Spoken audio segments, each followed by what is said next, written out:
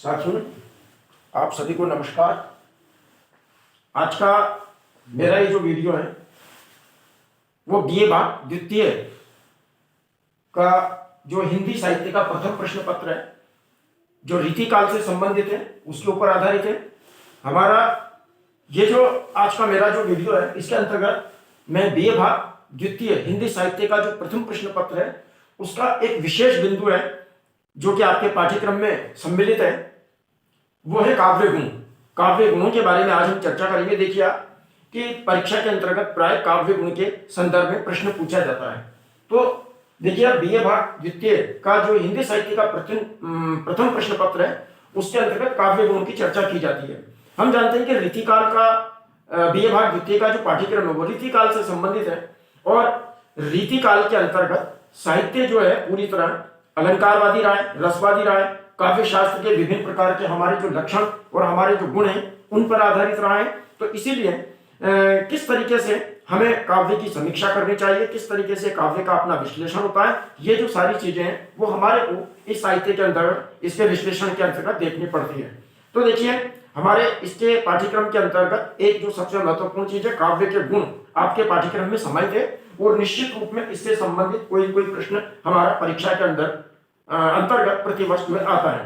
तो आज हम इस एपिसोड में छोटी सी चर्चा करेंगे, वो है काव्य गुण, यानी कि काव्य के गुण क्या होते हैं। हम आज केवल काव्य गुण के अर्थ और काव्य गुण की परिभाषा के बारे में जो है चर्चा करेंगे। देखिए काव्य गुण क्या होता है, आप किसी भी पुस्तक से पढ़ते हैं तो उसमें विभिन्न प्रकार की परिभाषाएं, विभिन्न प्रकार के स्वरूप आपको देखने को मिलेंगे, किंतु हम मोटे तौर पर सबसे पहले काव्य गुण शब्द के विश्लेषण पर जाने की अपेक्षा हम पहले गुण शब्द के ऊपर विचार करें।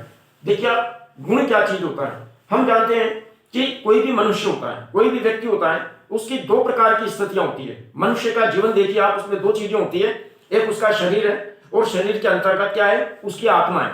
हम देखते हैं कि किसी भी व्यक्ति का विश्लेषण हम क्या करते हैं, दो तरीके से करते हैं। उसका एक तो शारीरिक आकार, उसका भौतिक रूप, यानी शारीरिक आकार के अंतर्गत हम क्या मानते हैं, वो कितना लंबा है, कितना छोटा है, कितना मोटा है, कितना पतला है, उसका रंग काला है या गोरा है, या इस प्रकार की जो प्रवृत्तियां हैं उन सारी चीजों को हम उसके फिजिकल मापदंड के अंदर, उसके भौतिक लक्षणों के अंतर्गत देखते हैं। तो ये भी एक प्रकार से क्या है कि उस व्यक्ति के शारीरिक गुण हो गए कि किस तरीके से उसके शरीर की स्थितियां हमें देखने को मिलती है। उसी प्रकार से दूसरा आकलन हम क्या करते हैं, उसके चरित्र के विषय में करते हैं, यानी कि वो ईमानदार है या झूठा है, बेईमान है, सच बोलता है या क्या करता है, वो सद्वृत्ति वाला है या असद्वृत्ति वाला है। इस प्रकार की जो प्रक्रिया है उन सारी चीजों को हम उसकी आत्मा, उसके शरीर से जोड़ करके देखते हैं। तो देखिए जीवन के दो भाग हो गए, एक शारीरिक यानी कि भौतिक और दूसरा आंतरिक आत्मा वाला यानी कि आध्यात्मिक। अगर हम इसी चीज को आप देखिए कि हमारे जो गुण होते हैं, हमारी जो वृत्तियां होती है, हमारी जो प्रवृत्तियां होती है वो हमारी आंतरिक होती है। हम अपने जीवन की जो शैली है वो आंतरिक प्रवृत्तियों के आधार पर चरितार्थ करते हैं और आंतरिक प्रवृत्तियां जिधर हमें प्रेरित करती है उधर ही हमारा शरीर जो होता है उधर ही आकर्षित होता है, उधर ही प्रभावित होता है। हम शरीर के द्वारा उसी प्रकार की प्रक्रियाएं करते हैं। तो कहने का मतलब यह हुआ कि जो गुण है वो गुण हमारे आंतरिक प्रवृत्तियों को सूचित करते हैं और जो बाह्य स्थिति होती है वो अलग होती है। तो देखिए काव्य के संदर्भ में जब हम विचार करें तो काव्य के संदर्भ में भी हम विचार करते हुए कह सकते हैं कि काव्य के भी दो रूप हम देख सकते हैं, उसका शारीरिक रूप और उसका आत्मिक रूप। यानी शारीरिक रूप यानी कि काव्य किन चीजों से मिलकर के बनता है। तो इस दृष्टि से हम कह सकते हैं जैसे भाषा है, छंद है, अलंकार है या और कई जो चीजें हैं उनसे मिलकर के काव्य के शरीर का निर्माण होता है। तो जब हम उन चीजों का विश्लेषण करते हैं तो वो सारी की सारी चीजें उसमें काय में आती है, उसके बाह्य तत्व में आ जाती है। सामान्य रूप से हम उस चीज को क्या मानते हैं, उसको हम काव्य का कला पक्ष के रूप में मान लेते हैं। हम देखते हैं ना प्राय परीक्षाओं में प्रश्न आता है कि भाई काव्य के कला पक्ष का विश्लेषण कीजिए, फला कवि के काव्य सौंदर्य का विश्लेषण कीजिए। तो हम क्या करते हैं, काव्य सौंदर्य का जब विश्लेषण करते हैं तो प्राय उसके दो भाग हम देखते हैं। उन कौन से भाग देखते हैं हम, पहला भाग उसका कला पक्ष, और कला पक्ष में कौन सी चीजों का विश्लेषण करते हैं, भाषा, छंद, अलंकार, उसकी शैली, ये जो सारी चीजें होती है हम उनके काव्य का जो कला पक्ष होता है उसके अंतर्गत विश्लेषित करते हैं। फिर सवाल ये काव्य का दूसरा पक्ष भाव पक्ष होता है। भाव पक्ष में हम क्या करते हैं, उसका जो विषय विश्लेषण है, उसकी जो विषय वस्तु है, उसका जो रसात्मक बोध है, उस रसात्मक बोध और विषय वस्तु के माध्यम से जो रचनाकार है वो अपनी कौन सी संवेदनाएं व्यक्त करना चाह रहा है, कौन सी भावनाएं व्यक्त करना चाह रहा है, उन सारी चीजों को हम उसके अंतर्गत प्रकट करते हैं। तो देखिए ठीक है स्थिति, जब हम काव्य के गुणों के बारे में चर्चा करते हैं तो गुण, देखिए गुण शब्द का उल्टा क्या होता है? दोष। दोष का मतलब बुरी प्रवृत्ति और गुण का मतलब अच्छी प्रवृत्ति, यानी दो। देखिए मूल चीज इसके अंदर क्या होती है? वृत्ति या प्रवृत्ति। वृत्ति या प्रवृत्ति कोई भी हो सकती है, वो सब में मिलेगी। प्रवृत्ति तो वो भी है, लेकिन अगर वो असद मार्ग पर चल रही है, वो वृत्ति यदि असद मार्ग पर बढ़ रही है तो वो हमारा दोष हो जाती है। और यदि वही प्रवृत्ति, वही वृत्ति अगर सदमार्ग पर चल रही है तो निश्चित रूप में उसी को हम क्या कहेंगे? गुण कहेंगे। तो मानव जीवन के अंतर्गत जिस प्रकार से दोनों स्थितियां हमें देखने को मिलती है, उसी प्रकार से साहित्य के संदर्भ में भी जब हम इस चीज का विश्लेषण करेंगे तो निश्चित रूप में हमारे को भी क्या देखने को मिलेगा? काव्य के गुणों की प्रक्रिया देखने को मिलेगी।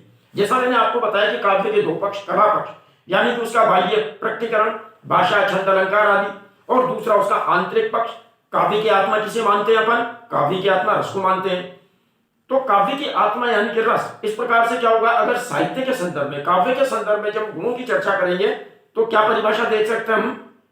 जैसा मानव जीवन में हमने देखा कि हमारी आत्मा का जो उन्नयन करे, मानव जीवन की आत्मा का जो क्या करे? उत्कर्ष करे, उसे विकास के मार्ग पर ले जाए, उनको अपन क्या मानेंगे? उनको गुण मानेंगे, जो सदमार्ग पर चलते हैं। सदमार्ग का मतलब है हमारी आत्मा का विकास करना। उसी तरीके से काव्य में भी क्या होंगे?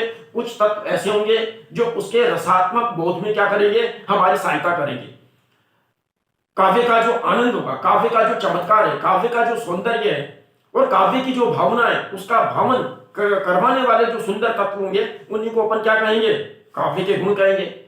तो कहने का मतलब ये होगा कि यदि हम परिभाषाएं बहुत सारी मिल सकती है, अलग अलग विद्वानों ने बहुत सारी परिभाषाएं दी है, लेकिन संक्षेप में हम क्या याद रख सकते हैं? देखिए मैंने क्या लिखा है यहाँ पे कि काव्य की आत्मा रस के उत्कर्ष में सहायक तत्व काव्य के गुण कहलाते हैं। यानी कि अब देखिए गुण हम काव्य के सौंदर्य में वृद्धि करने वाले मानते हैं, अपन यूं मान के चलिए आत्मा के सौंदर्य में वृद्धि कर रहे हैं, तो काव्य के सौंदर्य में वृद्धि करने वाली चीज को अपन अलंकार भी कहते हैं। अलंकारों की भी परिभाषा हमने पढ़ी है, काव्य शोभाकारान धर्मान अलंकार प्रत्यक्षते, अर्थात जो काव्य के शोभाकारी धर्म है, काव्य के सौंदर्य में वृद्धि करते हैं, उनको हम अलंकार कहते हैं। तो एक छोटा सा प्रश्न हमारे सामने आता है कि जब दोनों ही चीजें काव्य के सौंदर्य के अंदर वृद्धि कर रही हैं, तो फिर सवाल यह कि काव्य के गुणों में और काव्य के अलंकारों में क्या अंतर है? तो देखिए मैंने आपको बताया कि अलंकार क्या है कि बाह्य तत्व में, और गुण क्या है? आंतरिक तत्व में। यानी गुण जो है वो हमारे, जैसे मैंने आपको शरीर के बारे में बताया कि शरीर लंबा है, पतला है, छोटा है, मोटा है, गोरा है, काला है, ये सारी चीजें क्या है? हमारे फिजिकल मापदंड है, हमारे भौतिक मापदंड है। इसी प्रकार से अलंकार क्या होते हैं? काव्य के बाह्य मापदंड होते हैं। अलंकार जो है काव्य के अनिवार्य तत्व नहीं हो सकते, लेकिन गुण हमारे जो होते हैं वो हमारे जन्मजात होते हैं। यानी गुणों का हम आत्मा के माध्यम से उत्थान या पतन करते हैं। तो इसी तरीके से काव्य के जो गुण होंगे, यानी काव्य की आत्मा किसको मानते हैं अपन? रस को मानते हैं। तो काव्य की आत्मा रस के उत्कर्ष में, यानी कि ऐसे तत्व काव्य के जो उसके रसोत्कर्ष में हमारे को क्या करेंगे? सहायता करेंगे, उसके रस की भावना में हमारी क्या करेंगे? मदद करेंगे, हमारे काव्य को रसास्वादन तक ले जाने के अंतर्गत पूरी अपने महत्वपूर्ण भूमिका निभाएंगे। उन सारी चीजों को हम क्या मानेंगे? काव्य के गुण मानेंगे। तो हम संक्षेप में क्या परिभाषा दे सकते हैं कि काव्य की आत्मा रस के उत्कर्ष में सहायक तत्वों को हम काव्य गुण के नाम से जानते हैं। अब देखिए गुण असीमित होते हैं, गुणों को हम किसी रूप में वर्गीकृत या विभाजित नहीं कर सकते हैं। किसी की भी जो प्रवृत्ति होती है, किसी का भी जो चारित्रिक उन्नयन होता है, वो किसी भी प्रकार में हो सकता है। तो साहित्य के संदर्भ में भी विद्वानों ने इस प्रकार का काफी विश्लेषण किया है, जिसके बारे में हम आगे चल करके चर्चा करेंगे। लेकिन मोटे तौर पे मैं बता दूं आपको कि जैसे सबसे पहले आचार्य भरत ने जो नाट्य शास्त्र लिखा था अपना, तो आचार्य भरत ने अपने नाट्य शास्त्र में उस समय विश्लेषण करते हुए काव्य के 10 गुणों की संख्या मानी, जैसे श्लेष, प्रसाद, समता, माधुर्य, सुकुमारता, अर्थ व्यक्ति, उदारता, ऊर्ज, कांति और समाधि। इस प्रकार के 10 गुणों का उन्होंने विश्लेषण किया। उनका यह मानना था कि इस प्रकार के ये जो गुण होते हैं, इनके माध्यम से साहित्य की जो रसात्मकता होती है, उस रसात्मकता के अंदर अभिवृद्धि होती है, और ये सारे के सारे काव्य के गुण होते हैं। इसी प्रकार से भरत का अनुसरण करते हुए आचार्य दंडी हुए थे। दंडी यद्यपि अलंकारवादी थे, लेकिन अलंकारवादी होते हुए भी उन्होंने काव्य गुणों के महत्व को स्वीकार किया, और गुणों के महत्व को स्वीकार करते हुए भरत के अनुसार ही जो गुणों की संख्या है वो उन्होंने भी 10 मानी। बाद में और भी आचार्य हुए, उन आचार्यों ने गुणों का काफी जो है विवेचन विश्लेषण किया।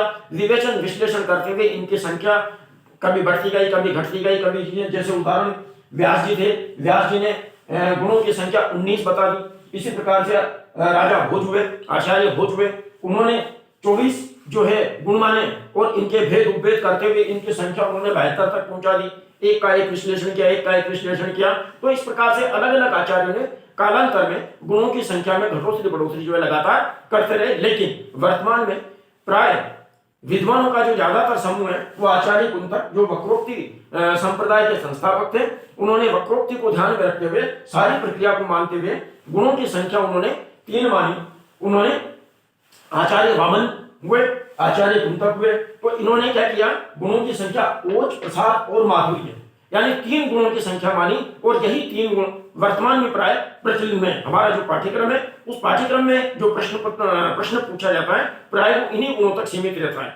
विश्लेषण की जो संभावना होती है वहां तक जाने की स्थिति हमारी नहीं बनती है। तो अपने को क्या ध्यान रखना है, संक्षेप में अति रूप में, कि काव्य की आत्मा रस के उत्कर्ष में सहायक तत्व काव्य गुण कहलाते हैं। और यद्यपि विभिन्न आचार्यों ने गुणों की संख्या अलग अलग मानी है, किंतु वर्तमान में आचार्य वामन और कुंतक आदि के द्वारा प्रतिपादित जो काव्य के 3 गुण हैं, ओज, प्रसाद और माधुर्य, इन 3 गुणों को विद्वानों ने प्राय स्वीकार किया है, क्योंकि इन तीनों गुणों का जो क्षेत्र होता है वो काफी व्यापक होता है। और ये नीचे के जो गुण हैं वो सारे के सारे प्राय इन्हीं में के प्रकार समाहित हो जाते हैं। तो कुल मिलाकर के हम वर्तमान में 3 गुणों के बारे में जो है महत्वपूर्ण रूप से याद रखेंगे। कौन कौन से ओज, प्रसाद और गुण, इन गुणों की क्या विशेषताएं होती है, क्या लक्षण होते हैं, इनको अपन अगले एपिसोड में आपको बताएंगे। धन्यवाद।